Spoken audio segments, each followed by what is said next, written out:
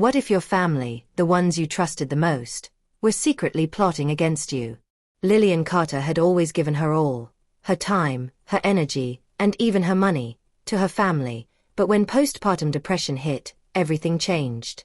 When she discovered her husband and mother-in-law were scheming to take away the future she promised her daughter, Lillian had to find a way to protect Leah, no matter the cost. In a battle filled with deceit and manipulation, will Lillian's love for her daughter be enough to expose the truth? Watch how one woman's fight against betrayal leads to a powerful victory that will leave you in awe. Lillian Carter, 29, stood in the nursery she'd painted pale blue, cradling her newborn daughter, Leah. The room smelled of lavender and baby powder, a haven she'd crafted during her pregnancy with dreams of motherhood. Leah's tiny hand gripped Lillian's finger, and for a moment, the world was pure joy. Lillian, a graphic designer with a quiet strength, had always been independent, her life shaped by her late grandmother's wisdom and a $2.5 million trust fund left for Leah's future. But 2 weeks after Leah's birth, postpartum depression, PPD, crashed into her like a storm. The joy of holding Leah was overshadowed by sleepless nights, racing thoughts, and a suffocating fear that she wasn't enough. What if I can't protect her? What if I'm a terrible mother? Lillian's anxiety spiked with every cry, every sleepless hour. Her husband, Aidan, 32, a financial advisor with a charming smile and restless energy, seemed supportive at first. He'd brew chamomile tea, kiss her forehead, and say, "It's just new mom jitters, Lil. You're doing fine." But his words felt rehearsed, and his patience wore thin as Lillian's struggles deepened. Then came Maren, Aidan's mother, a 58-year-old widow with a razor-sharp tongue and a knack for control. Maren arrived at their Chicago home with a suitcase and a smile, claiming she was there to help with the baby.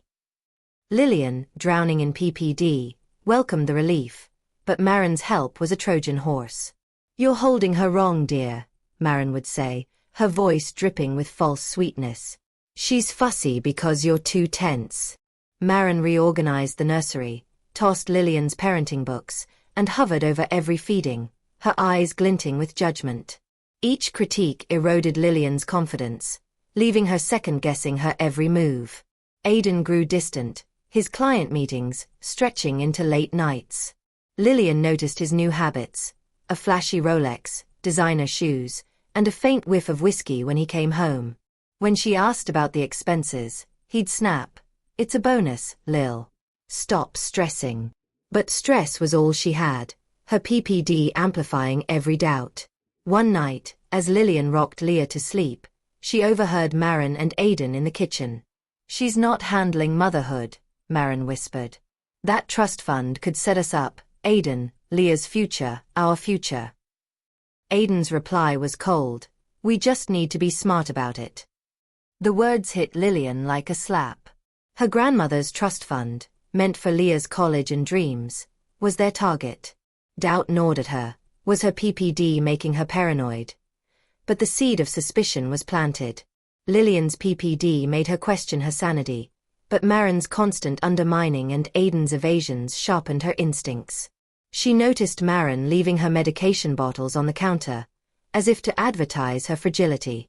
Aidan pushed her to see Dr. Alfred Fuller, a psychiatrist friend of Maren's with a sleek downtown office and a reputation for discretion. "He'll fix you up, Lil," Aidan said, his tone too eager. Lillian agreed, desperate for help, but Dr. Fuller's sessions felt off. His questions were leading. "Do you ever feel like Leah would be better off without you?" Lillian, shaken, always said no, but his notes seemed to twist her words. Determined to trust her gut, Lillian bought a burner phone and began recording conversations in the house. She hid it in her purse, capturing Maren and Aidan's late-night talks. One recording chilled her to the bone. "Dr. Fuller's ready," Maren said. "He'll say she's unfit. Her symptoms make it believable." Aidan's voice was grim. "The gambling debts are drowning me, Mom. We need that money." Lillian's heart sank.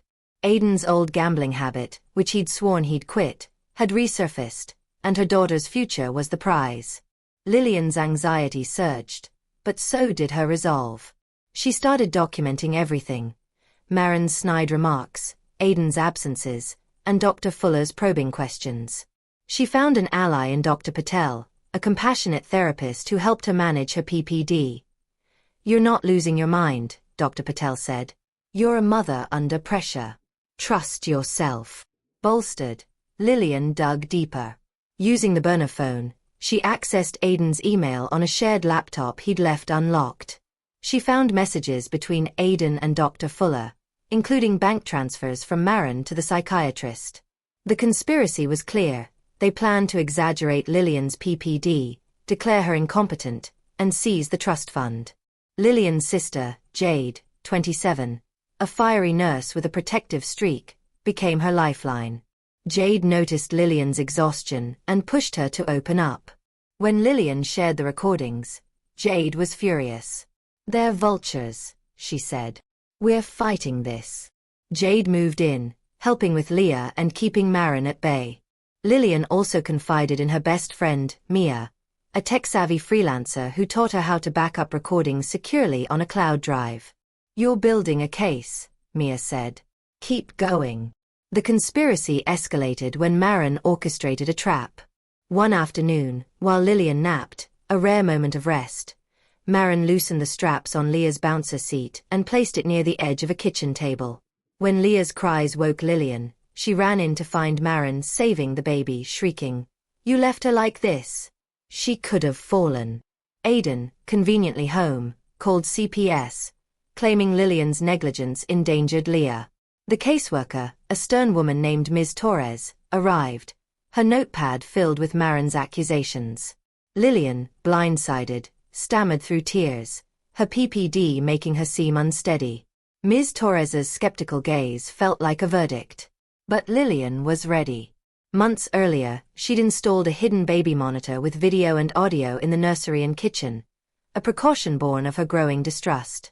The footage showed Maren tampering with the bouncer seat, her movements deliberate, her face calm. Lillian also had recordings of Maren and Aiden plotting. "CPS will seal it," Maren said.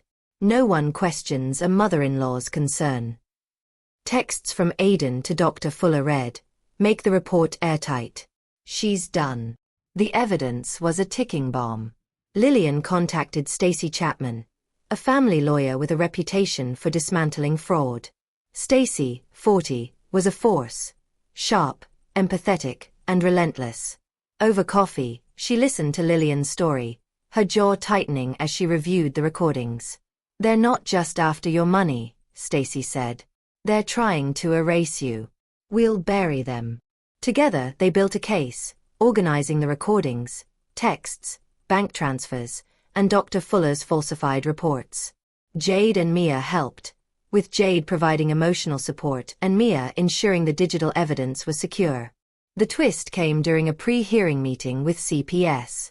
Maren and Aiden, smug in their plan, pushed for a competency evaluation, backed by Dr. Fuller's report calling Lillian delusional and a risk to her child. Stacy requested a private meeting with Ms. Torres and played the baby monitor footage. Ms. Torres's face paled as Maren's sabotage unfolded on screen. "This changes everything," she said. Stacy smiled. "Wait until you see the rest." The competency hearing was a packed courtroom, the air thick with tension. Aiden and Maren sat confidently, Dr. Fuller beside them, his tailored suit a stark contrast to Lillian's simple sweater. But Lillian, bolstered by Jade, Stacy, and Dr. Patel's testimony, was ready. Stacy's presentation was a masterclass in precision. She started with the baby monitor footage, the room gasping as Maren's calculated sabotage played out. Then came the audio recordings, Maren's voice dripping with greed. "The trust fund's ours if we play this right." Aiden's texts to Dr. Fuller flashed on screen, followed by bank statements showing Maren's payments to the psychiatrist. Lillian took the stand, her voice steady despite her nerves. She spoke of her PPD, her love for Leah, and the betrayal she'd uncovered. "They used my pain to manipulate me," she said, her eyes locking on Aiden. "But I'm not broken. I'm her mother." The judge, Eleanor Hayes, a no-nonsense veteran, leaned forward, her gaze piercing Aiden and Maren. Dr. Patel testified to Lillian's progress in therapy, calling her resilient and capable. Ms. Torres, the CPS caseworker, confirmed the staged incident, recommending the case be dropped. The defense crumbled. Aiden's lawyer stammered, Marin's composure shattered, and Dr. Fuller's credentials unraveled as Stacy exposed his financial ties. Judge Hayes dismissed the competency petition, citing a calculated conspiracy to defraud and manipulate. She granted Lillian sole custody of Leah, issued restraining orders against Aiden and Marin, and referred the evidence to the district attorney for criminal charges. Fraud, perjury, and malpractice for Dr. Fuller, conspiracy and attempted theft for Aiden and Marin. The fallout was swift. Aiden's gambling debts were exposed, his clients abandoning him as news spread. Marin, humiliated, faced social exile and legal battles. Dr. Fuller's license was revoked, his practice ruined. Lillian moved to a bright new apartment in a quiet Chicago suburb, funded by the Untouched Trust Fund. Jade helped her decorate, hanging a photo of their grandmother above Leah's crib, a symbol of the legacy Lillian had protected. Therapy with Dr. Patel became Lillian's anchor, helping her navigate the trauma of betrayal and the lingering effects of PPD.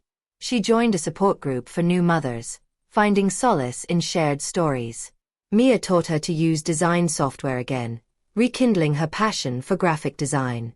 One evening, as Leah took her first steps, Lillian laughed through tears, the weight of the past year lifting. "We did it, baby girl," she whispered, scooping Leah into her arms. Lillian also became an advocate, sharing her story to raise awareness about PPD and the importance of trusting one's instincts. She started a blog, A Mother's Fight, which gained a small but loyal following. The trust fund, now secure, ensured Leah's future, college, travel, dreams her grandmother had wanted for her.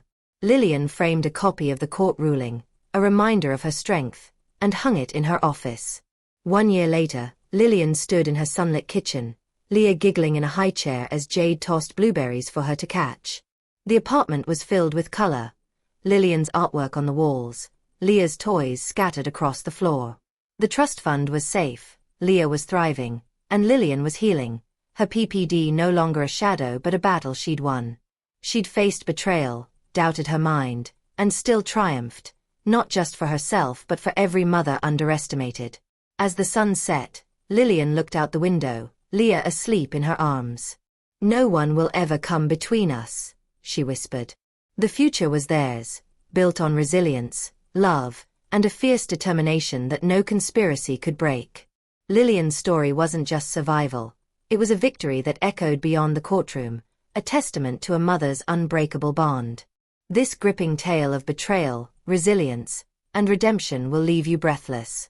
Lillian's fight against a sinister plot to steal her daughter's future, all while battling postpartum depression, is a story of courage that resonates deeply. Share it, rewatch it, and let it remind you, a mother's love is unstoppable.